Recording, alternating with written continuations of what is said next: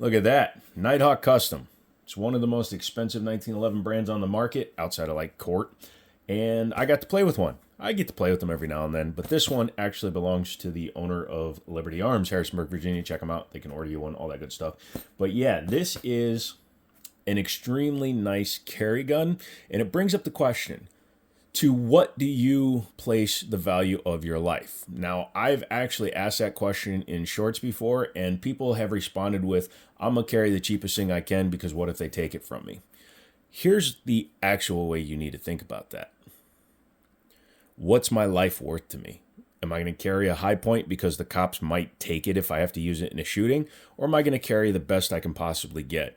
And who cares if they take it? I will gladly sacrifice $2, $3, $4, $5, $10,000 if it means my life is spared and I get to go free.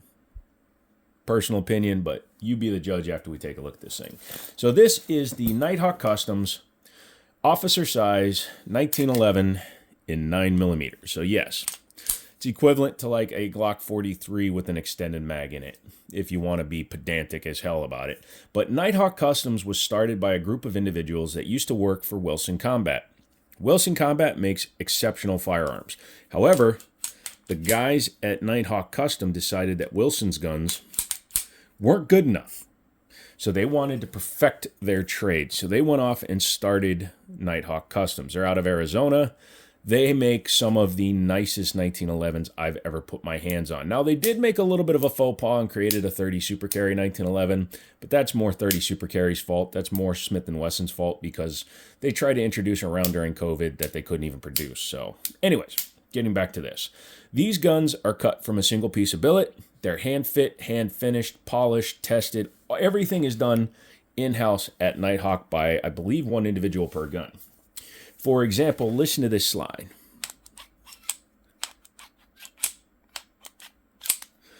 Extremely smooth, extremely quiet. This is my SIG X5 Legion.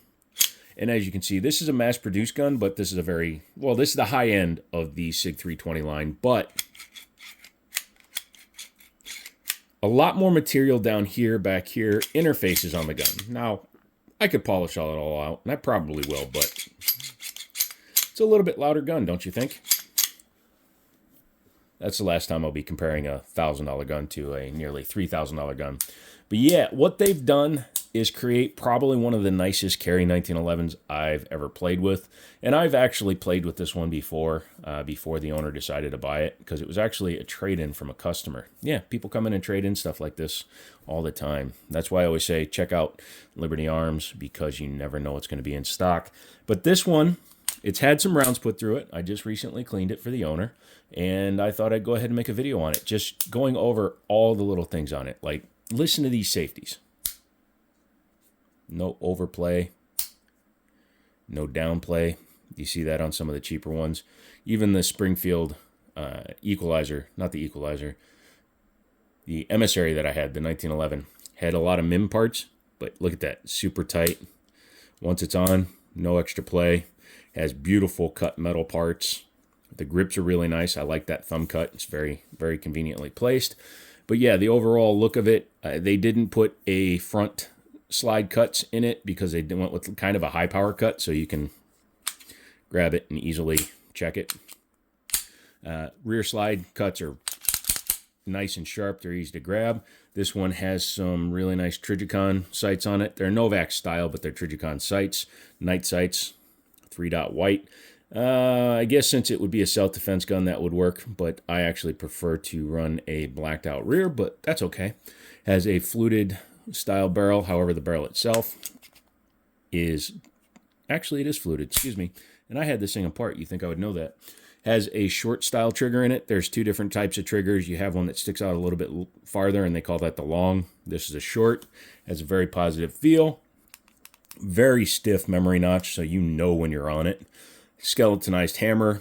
Adjustable trigger, but not skeletonized. You don't need it to be.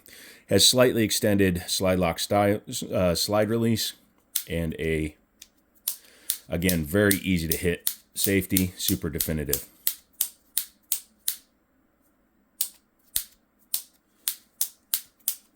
Sorry, I'm doing this and it looks like I'm spazzing, but that's actually my hand doing that. This is a bull barrel, so it has a internal bushing that holds everything together, and you'll see that you need a special tool, aka paperclip, to take it apart. It has no undercut here, which was surprising, and it only has a little bit of basic checkering, which I kind of expected it to wrap a little bit more, but at least it has some checkering, and it's checkering, not just horizontal cuts, which are actually not very effective. But these guys, yeah, very effective. Even though it's an officer gun, I can get a pretty good grip on it. You don't have to worry. If you put your thumb on the side of your slide, just deal with it. You'll be okay. It's not going to affect anything. My biggest problem when I run a gun is I'm used to the 1911 hold. So some guns, when I'm up there, like this guy, when I'm on there, I can actually put my thumb on my slide lock slide release. So when I'm running this gun, I'll keep it from locking open. That's not the case with this guy. It has a nice big rear safety that prevents me from doing that.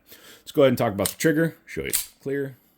It's a very, very, very exceptional trigger on this guy. So you can see, get up on there, a little bit of take up, and then, ooh, yeah. 3 pounds, 10 ounces on my scale. But I have a cheap Chinese one. You can see it just pops right back out, and yeah. Nice. Very, very pointable, very, very shootable. I like that even though it's an officer size, it still gives me enough room. Standard mag is an 8+1, so you are still carrying 9 rounds. You could always get the extended mags, the longer Ed Brown style ones, the ones that are just slightly a little bit longer. You could run those if you want. Maybe put a mag well on here to hide the difference. Then you can run 10 rounds just like a 43X. And I would take this in a heartbeat over a 43X, not just because it's a nearly $3,000 gun after taxes, but mainly because it is a all steel 1911, and me am dig that.